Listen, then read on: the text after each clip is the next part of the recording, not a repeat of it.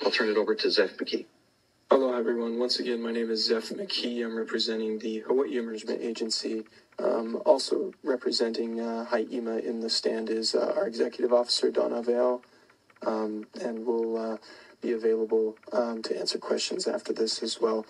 So just briefly wanted to go through the what Bill 86 allows and prohibits.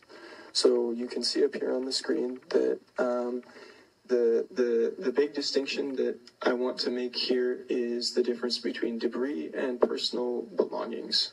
So this does not intend to restrict people from being able to enter their properties and recover personal belongings.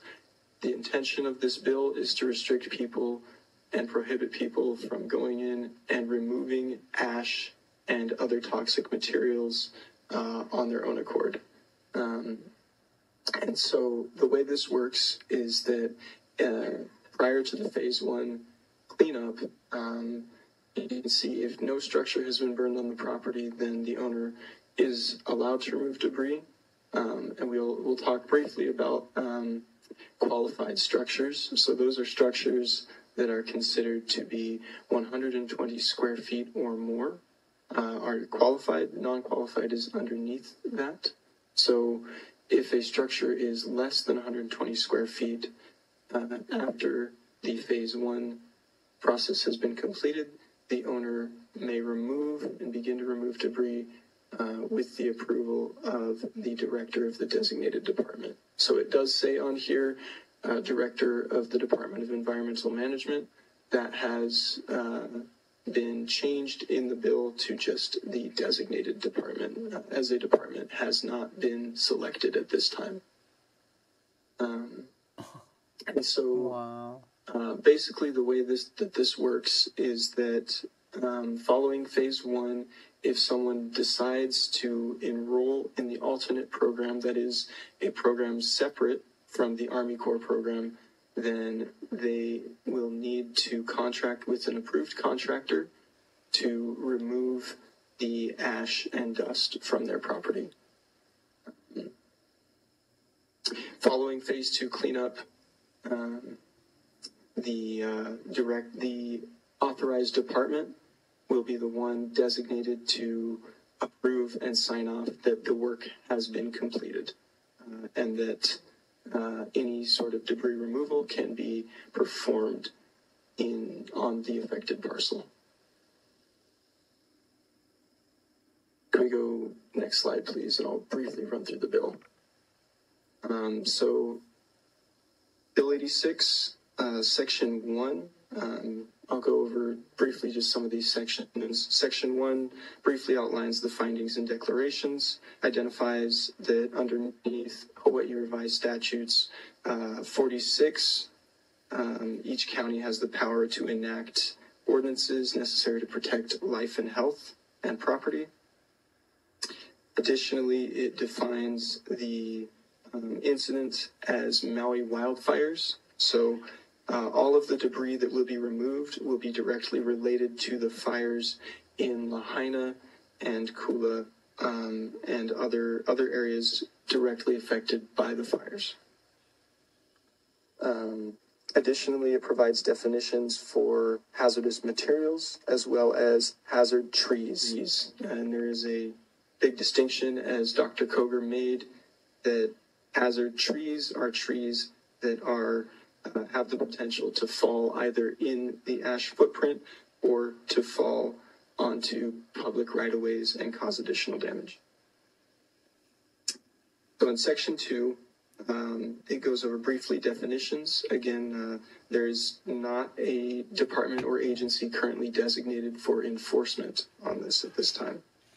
And additionally, it defines the Army Corps program as the government program, not codified in this bill, but also referenced. We've been calling it the Consolidated Debris Removal Program. And all three of those names, government program, Consolidated Debris Removal Program, and Army Corps program, are the same program.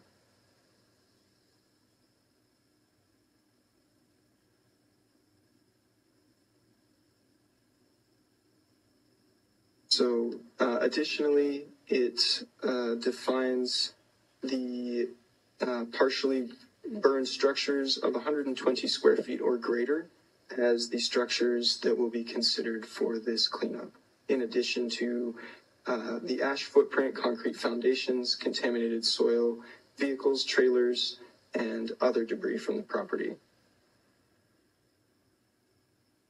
Section 3 duration specifies that the ordinance takes effect immediately upon approval and ends as soon as the designated department has deemed that everything has been completed. Section 4 briefly prohibits any removal of structural debris from private property by someone who is not a certified contractor, either through the Army Corps program or through the alternate program. However, it does not, and it specifies in the bill, it does not preclude the removal, or it does not prohibit the removal, of personal property from residential or commercial sites.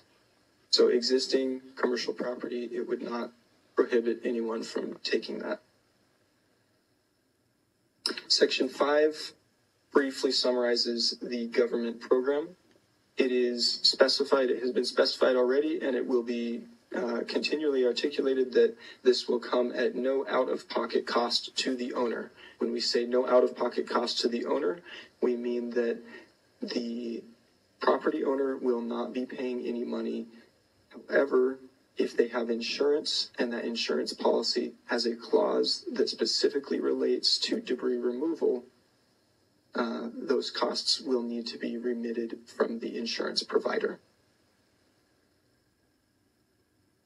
Additionally, Section 5 outlines that property owners may join the government program through a right of entry permit. We currently have collection stations established for these right of entry permits, and will continue to collect them for enrollment into this government program. Section 6 goes over the alternate program and establishes that, and essentially states that the alternate program will match the rigor of the government program. The standards established will be identical to what will be required of the government program.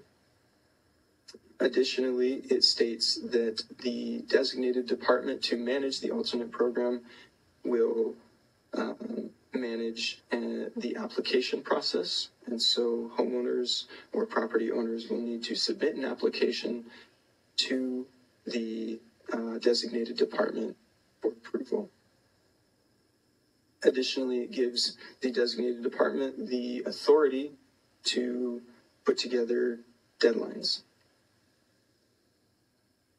Section 7 establishes a brief hold on building permits for affected parcels until the director or the designated department can ensure that the cleanup process has completed. And finally, Section 8 allows for enforcement.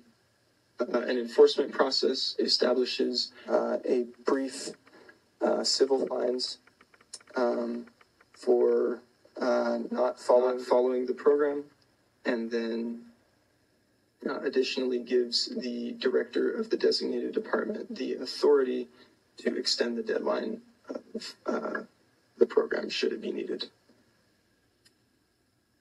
I believe that is it. Next slide, please. Oh, that's it.